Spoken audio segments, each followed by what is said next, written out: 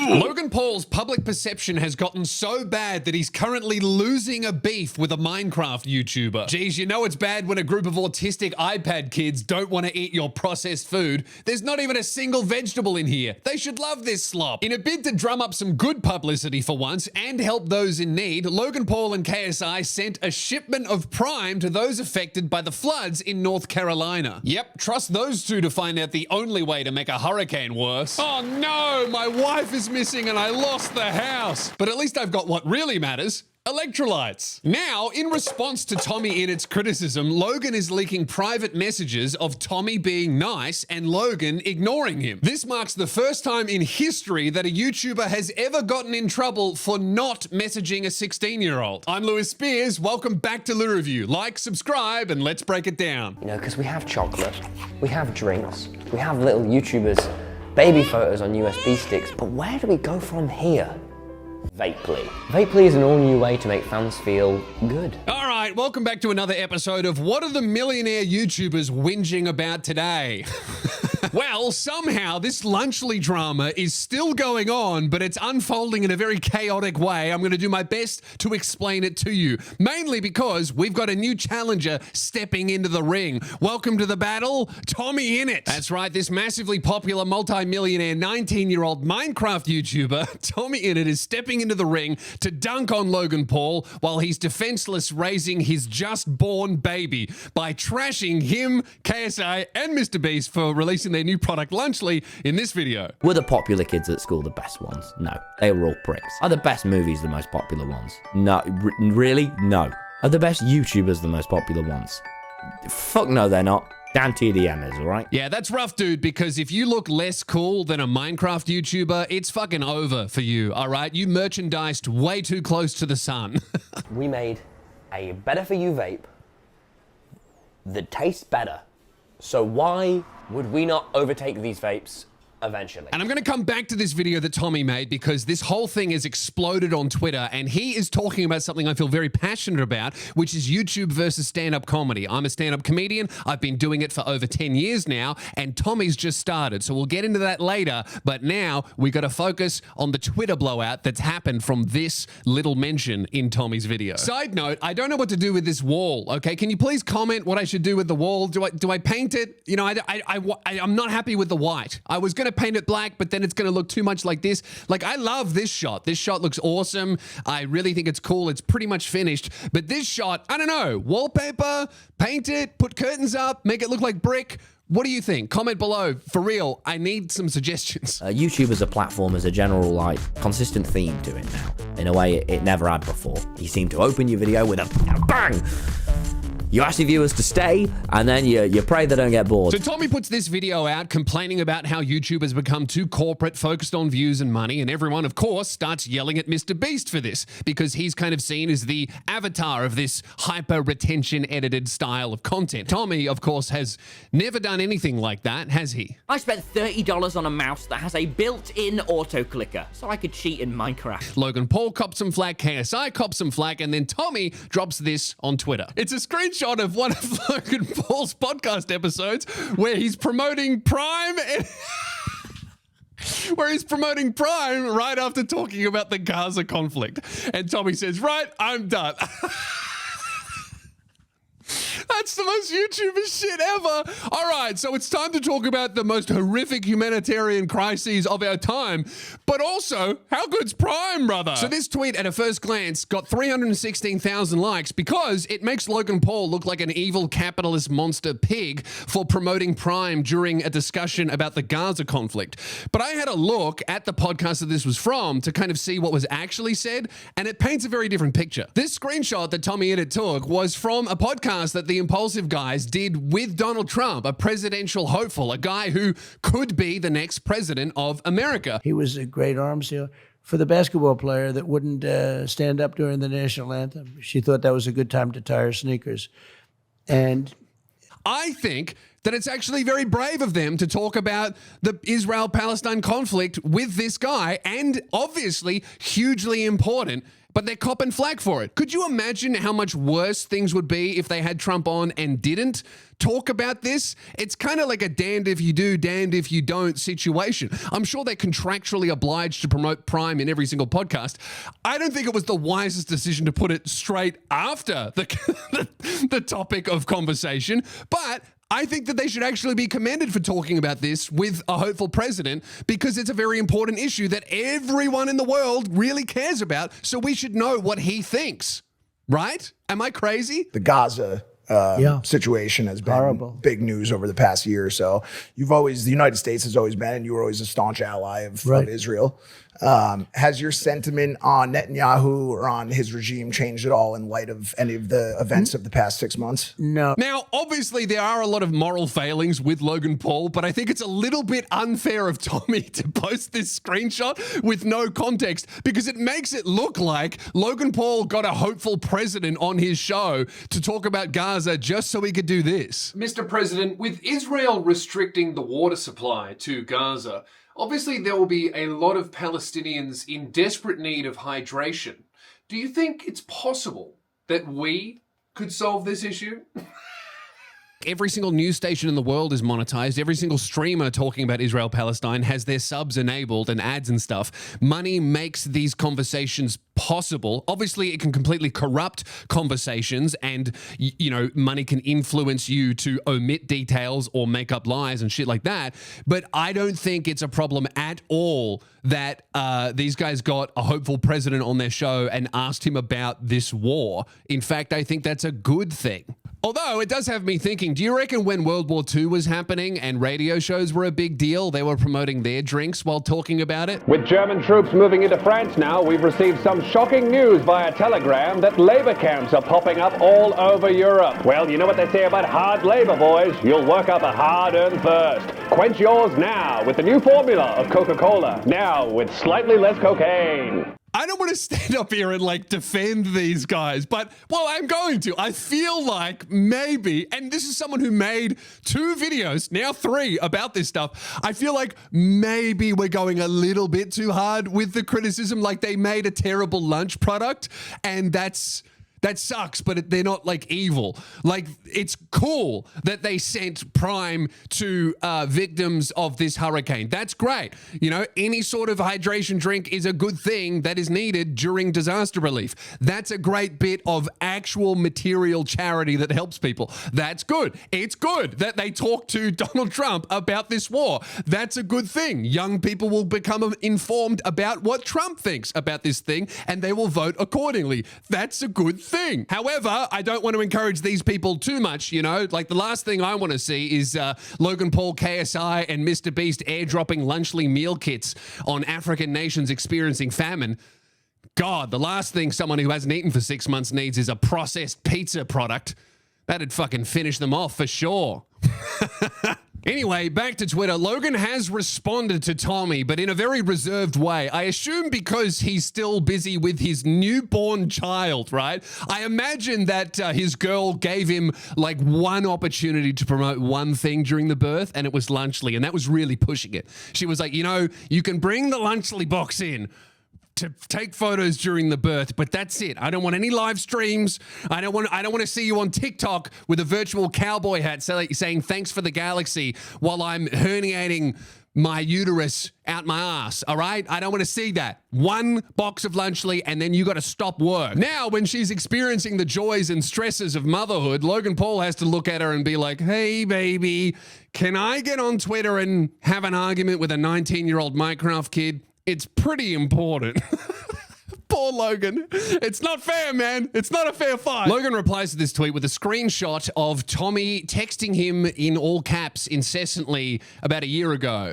Encouragement, kind things, and begging for a phone call for some advice, which Logan sends 2-word answers and ignores. Because he's probably incredibly busy. They're in different countries. They don't really know each other. I'm sure everyone's texting Logan Paul for advice on everything, especially if you're trying to scam your own fans out of millions of dollars for crypto money at this point in time. What Logan's trying to say is that Tommy is fake. He's trying to show him love in private but hate in public, and that's what a fake person does. But if you ever look at some of the collaborations that Tommy has done, you kind of see that maybe that disrespect wasn't so online after all. Will, film this. Oh, Will. yeah, sure. I'm networking. I don't think this is a good idea, Tom. No, it is a good idea. Me and Logan, we get on. Neither of us Get do on anything where? wrong. Where? Yeah, nice little slight reference to the suicide forest there in the video. Logan's never done anything wrong. So they've done vlogs together. They've also done other videos. Tommy's been in a bunch of MrBeast stuff as well. And that's incredibly interesting because the disrespect is also on show there. And it kind of makes me love the little guy. Check out this little behind the scenes video of MrBeast trying to get Tommy to promote Beast Burger, something that I assume he wasn't being paid to promote, so gave his honest opinion. And pay very close attention to how Jimmy reacts to someone not sucking up his ass and pretending to love his probably cold burgers. Here with Mr. Breast. Oh, we gotta stand up and do it? Yes. Wow, Wow, you have no regard for review the Mr. Beast burger. You give it a little sort of blow on this. That was strange. In less than 15 seconds, Tommy's called him Mr. Breast, told him that he has no regard for others and that he's weird. Yeah, I think I like this kid. Wow. If you don't say that tastes amazing, you're an idiot.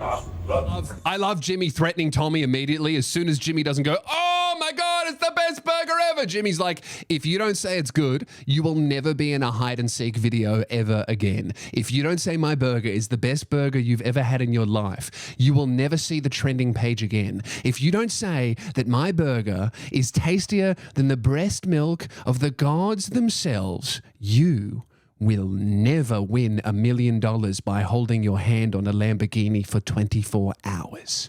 Fool. This guy's playing it up. He's just trying to get a viral short. You're insane. That's fine. You know what? From this day on, I will never film a Tommy ever again. Oh, yeah, that's what I said. That was a threat, and you know what? He's made good on that. I don't think they have filmed together ever since then. If you want to be in the MrBeast videos, you must enjoy the MrBeast slop products. That's the deal. Lie. Sell to his child fans. Don't call him Mr. Breast. Those are the rules. Cheesy. Like your content? Like your burger? Like your mum. Like your burger? Like your face. Like your burger? You know what this is? This is classic American capitalist energy versus just British humor. You know, the American is absolutely shocked at the British person jokingly saying that something's not that good.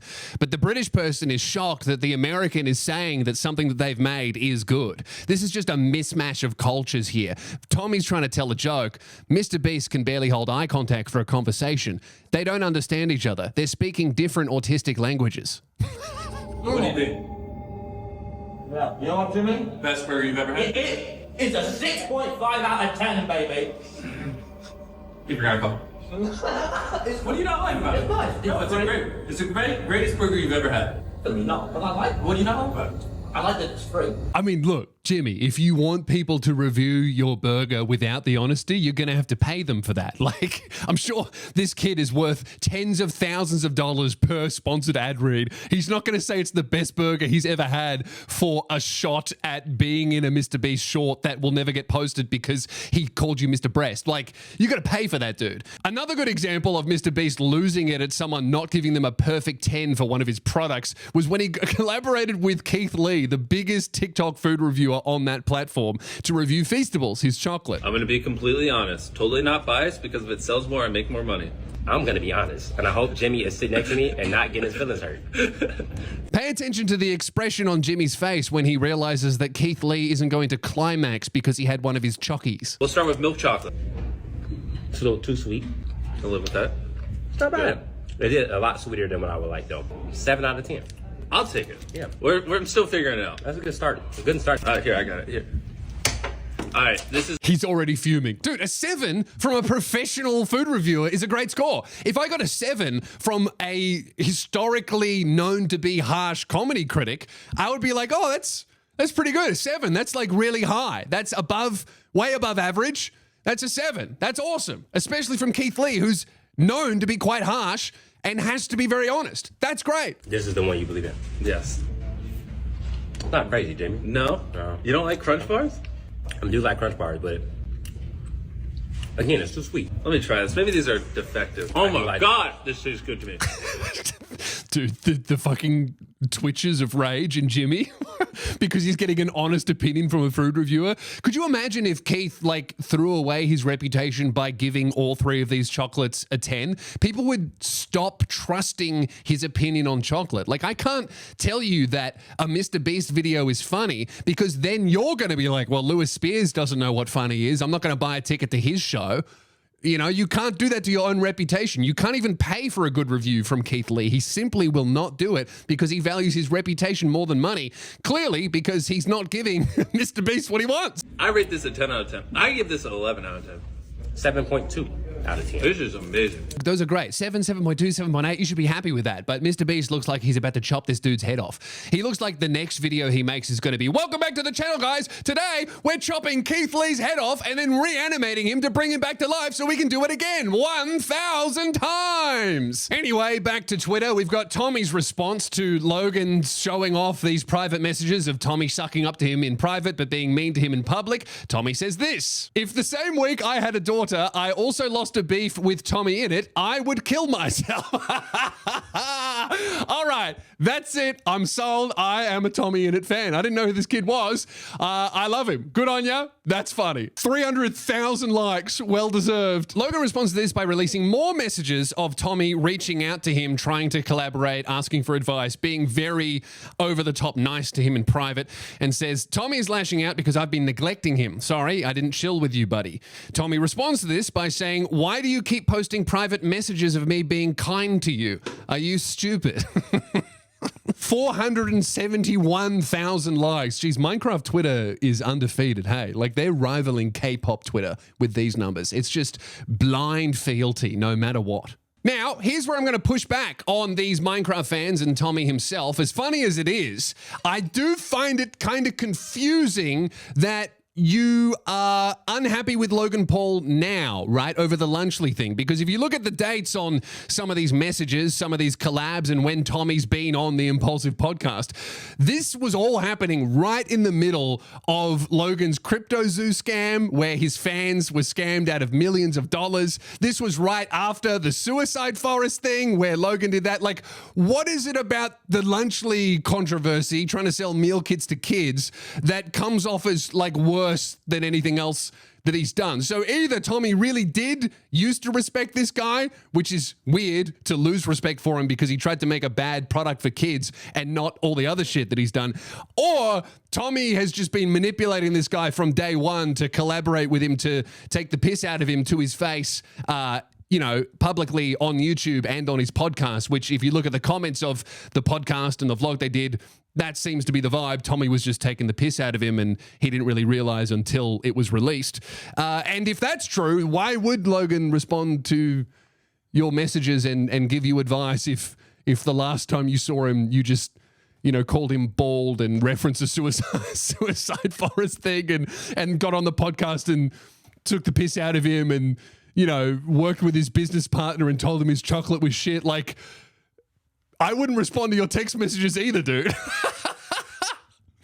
And that's fine. That's funny. Go for it. For example, I've done stuff like this. I've tricked my way onto news organizations. I've faked my way onto radio, onto print, onto Vice magazine, onto TV shows, onto dating shows, everything. But I don't expect them to respond to my messages when I drop the video going, gotcha, you idiot. I'm not texting them afterwards. Also, why would Logan Paul want to talk to a 16-year-old? He's 16 here. I'm actually really happy and proud of Logan Paul for not responding. If they were having a back and forth close friendship with a 16-year-old Minecraft YouTuber, I'd be sus. That's great. Good on you, Logan. Don't text the 16-year-old. Great job. Oops, I may have spoken too soon. Tommy's just posted a screenshot of Logan trying to call Tommy, saying, call me back. I think we should handle this like adults. Tommy said, you man-child, leave me alone, and then dropped a sketch parodying Lunchley where he releases vapes for children. All right, this is very funny, okay? This is hilarious. I love this. Just millionaires fighting, and both of them have made some errors, but one's coming out clearly on top because he's much funnier. That's great. We love that. Logan, did you really think a 19-year-old millionaire Minecraft YouTuber was going to respond to you with maturity? When you were 19-year-old, did you do anything with maturity? I feel like this is a real misstep from Logan. He should have just ignored this stuff. There's no way he can win. But anyway, let's get back to the original video that started this whole thing. Tommy's video about how YouTube is changing. And I think this video was released and all of this Twitter beef stuff was started and him taking the piss out of other YouTubers. All of this is kind of fueled by his love of his recent foray into stand-up comedy. So I relate to this heaps because I blew up online, not to the scale that Tommy has, but I blew up online and then started stand-up. I always wanted to be a stand-up comedian, but I kind of accidentally built a following on Facebook of all things, which then turned into YouTube because I was just posting stuff that I thought was funny and then other people found it funny as well. And it took me a whole year of doing that for me to realize, oh shit, what I'm doing is comedy. I could spin this into an audience that will come and see me live because I'd always wanted to be a stand-up since I was like 14 years old, right? So I understand what Tommy's going through. He's gotten on stage and he's gone, shit, people laughing at my dumb little jokes is so much better than getting 20 million views online. I want to do this forever. And now he's turned his back on YouTube and stuff that he's made before and has started complaining about it, which is fine, but I do have some criticism. Very well needed context. This is the first year I started working at other forms of entertaining that I love doing just as much. Are you guys into conspiracy theories? Yeah? My favourite one is the clitoris. Tommy's not lying about this, by the way. When I went to Dublin, when I did my Lewis Spears tour, I bumped into a few comedians who were just starting out as well, and they are bumping into Tommy at all of the open mic nights around the UK. So he's actually really, really working in secret and not posting much of the stand-up online, which is absolutely the right method because, like with any skill, but especially with stand-up, when you first start, God, you're bad. God, you're bad, and you have to be bad in front of an audience. I couldn't imagine being that famous and getting on stage. I would just be praying to the Lord that no one films it and posts it. I mean, me personally, when I started stand-up, I had a much smaller audience than I do have now, but it was still an audience, and I was so worried about people posting video of me being bad and being a beginner because that stuff can ruin your reputation. I was so worried about this that I did stand-up comedy in secret for an entire year. I didn't post a single photo or a post or anything. I didn't talk about it. Not to my friends, not to my fans, no one. I kept it a deep, dark secret, and thank God I did because I was bad. Was. No longer. Now I'm great. Come see me live. lewspears.com, baby. I do not love that the primary signal of success that YouTube chooses to acknowledge and push onto you, onto the creator, is popularity. If you're a YouTuber, no matter your size, you know that sinking feeling when you're told your video is underperforming. These huge red down arrows fucking telling you that you have failed, man. I disagree with this a little bit, and I always get frustrated whenever YouTubers complain about the stress of uploading YouTube or the stress of like paying attention to how many views they're getting or all that kind of stuff, because it seems to always come from creators who have never had an actual job in their life. Like they don't have the perspective of doing a 9-to-5, getting dressed in business casual that feels like a prison uniform, getting to the office 20 minutes before your shift starts so you can log into the computer and be ready to start your shift at 9 a.m. even though you're not getting paid to show up at 8:40, even though you'll get in trouble if you don't show up at 8:40. Like I worked in call centers for years. I was a laborer on building sites. I worked in the back of a butcher. I've had jobs since I was 14 and 9 months years old, and I didn't get to leave that job to do comedy full time until I was, I think, 20, and even then I was out of a job for 6 months. I ran out of money. I had to go back, and I've been so blessed to be following my dream for more than 10 years now and to have this be my only sole source of income. And yes, it comes with its own stresses, and yes, it can be very difficult to figure out the balance between doing what you really, really want to do on YouTube versus getting views and doing things that resonate with the audience. But at the end of the day, I always think, man, I could be back in that call center again. I could go there in 6 months if I really let it all go. I could be back there right now. And thank God, I'm so grateful that I have you guys, that I have this YouTube channel, that I have all of the stresses that I have right now, because I have had other stresses. I've had the job that I wasn't passionate about. And there's nothing wrong with having a job, but for me, I knew what I needed to be doing with my life, and not doing that made me sad. And there are so many people that know what they need to be doing in life, but they couldn't make it work, or they have other responsibilities, or they've got sick people that they need to look after, so they can't go and chase that dream. And I feel like the YouTubers that have been millionaires since before they were 18 complaining that numbers on a screen stress them out, it's like, dude, go and put sheet roofing on the top of a house in an Australian summer like I did when I was 17, all right? I think that's a lot worse than making $1 million a month. Oh no, I have to edit my videos in a way that gets views. I'm sad. You're a millionaire, all right? You could quit right now and you never have to work again. I don't have much sympathy, dude. Look, this is all fine. They're a business and they need to run it well, and they do run it well. But what isn't fine is every fucking person thinking that this is the only measure of success. I don't think YouTube ever implied that or said that, though. I think that it's in YouTube's best interest to show you what videos are performing better and resonating with your audience, that people enjoy more, that watch longer. Like, that helps you make better videos that people enjoy. And some people exploit that and do this retention editing thing, but those are usually just videos that are made for 12-year-olds. And so who cares about that? You can make whatever you want on this platform, and you just have to be okay with making more or less money. But at the end of the day, if you don't have a job, you're winning so much more. And that's why it annoys me whenever you have creators complaining that their job is hard, because you know who's watching you? The people who actually have hard jobs. I'm so thankful to everyone who clicks on my videos, who buys the ticket to the shows, who drives out to the city and pays for the parking ticket, because I know that not everyone who is spending money on my thing enjoys the way that they earn that money. So for me, being able to provide them some fucking joy and happiness and relief in their life makes me so grateful. And I have frustrations with my job. Of course I do. But I'm not going to come on here and complain to a guy who is a plumber about it. You know? He's like, dude, my job is like wallowing in shit. Your job is telling jokes about shit. We're not the same. Comedians now, about comedy, all they talk about is the quality of what they do and how funny it was, the timing, the nuances, the delivery, the specific details of how they can improve and hone their craft.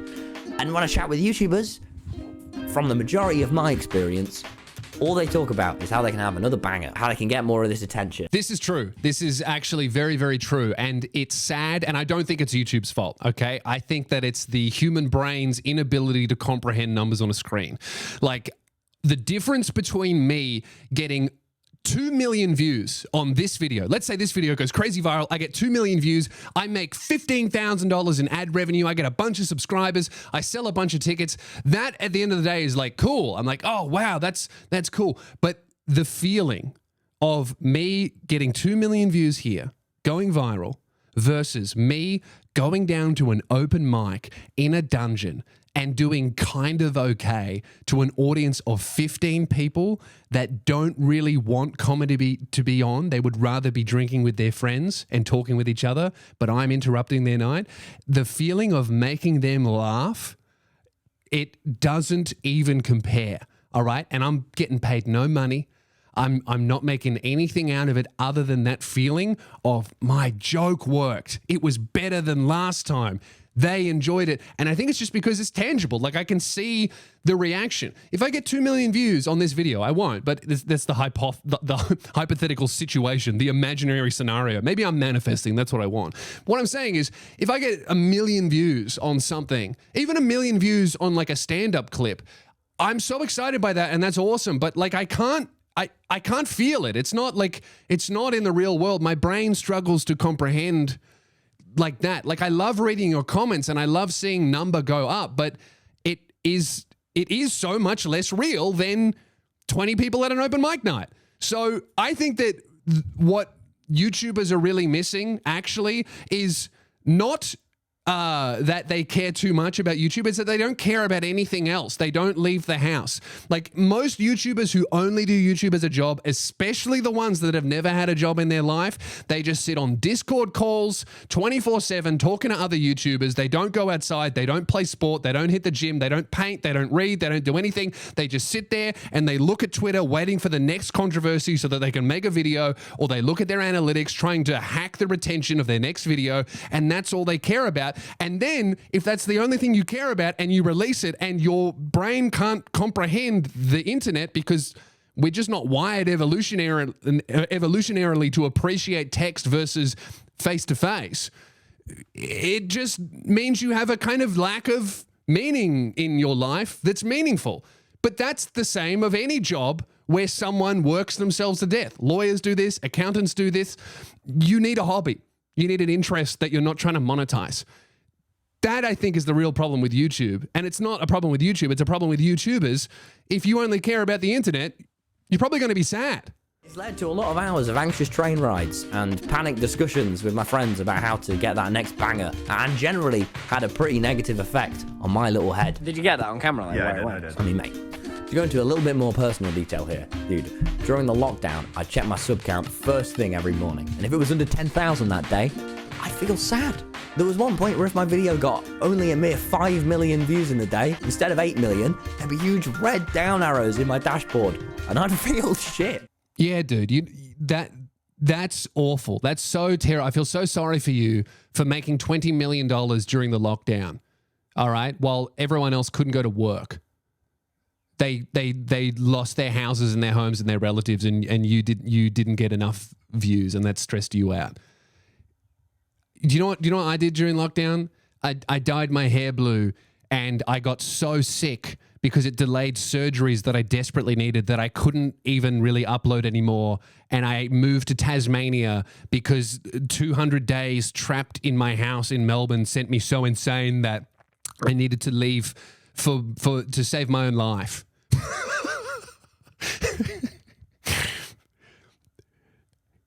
Hearing people complain about lockdown when they made like $20 million while everyone watching them was like, oh shit, my grandma died and my job doesn't exist anymore. Leaving the house is illegal. What am I going to do? I know he was 15. He was 15. It's okay. I complained about a lot of things when I was 15. It's all right. I still think he's funny. It's just the problem with YouTubers is not the website, it's perspective, and it's appreciating what we have. And how could someone who's never had a job and becomes a millionaire before they're 20 appreciate what it means to be a normal human and the human experience? It's really hard. It's really tough. And I think that's why doing stand-up comedy has completely changed this kid's brain, because you go out and you bomb and you eat shit in front of strangers, and then you go, shit, my subscribers didn't help, and I couldn't edit my bomb out. It just happened in real life, and I have to feel me not being funny. Shit.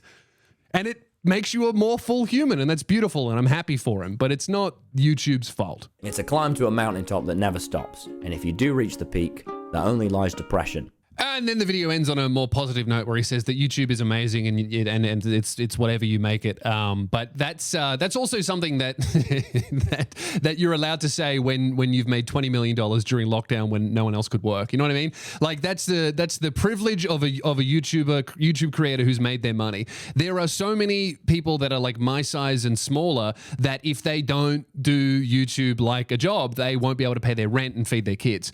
You know what I mean? Like that's the reality. So again, it's just perspective, and you can't get upset at the kid because he's only 19 and he's never had a job in his life, so he doesn't know what it means to be a normal person, and that's great. Good on him. You know, most people would trade everything to experience that, and that's the problem. It's the classic argument of like rich people saying money doesn't make you happy, and then people who have no money going, yes, it will, and then the very few people that do get the money find out that it's actually not true and it doesn't make you money, and repeat ad infinitum. The same thing is true with YouTube subscribers and views. I'll be happy when I'm getting this many views, this many subscribers, this much money, and then you get there and you're like, shit, I actually would have just been happy if I rode my bike around the neighborhood because I like cycling. Fuck. And I've spoken to every one of the best YouTubers there have ever been. And I'm not fucking around. I mean everyone, all right? I have spoken 2 hours to Stampy, Dan TDM, Jacksepticeye, Markiplier, Mark Rober, Captain Sparkles, Matt Pack, KSI, Technoblade, Mumbo Jumbo, Ryan Trihan, Fitz, Schlatt, Steven Tries, Will N.E., PBG, Ninja, Tom Scott,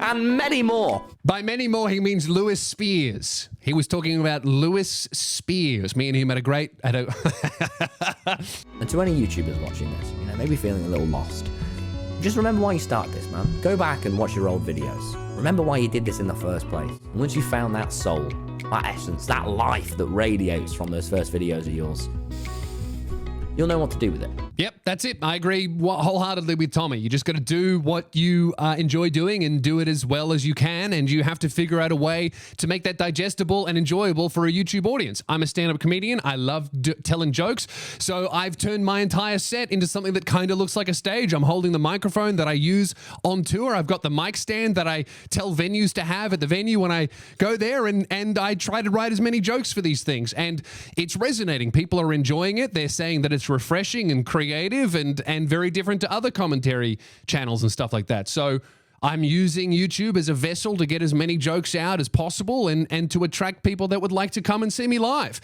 And that's how it works. But in conclusion, good on Tommy for sending it up the big dogs. I love to see that from a young guy. And it's really cool to see him working really, really hard at open mic nights. Like, I've literally had multiple conversations with comedians who don't know anything about YouTube. They find out that I do it and they go, oh, do you know this guy called TommyInnit or something? He does like YouTube, or I don't know. He keeps showing up to open mic nights and he's like practicing and he's getting kind of good. So I love that. That reminds me so much of me. So go Tommy, stick it up him, and I hope he becomes a great stand-up comedian. We'll see. We'll see what happens.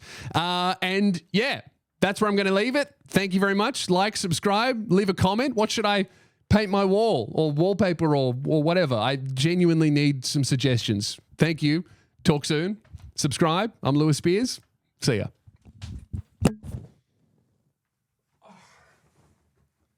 Hot.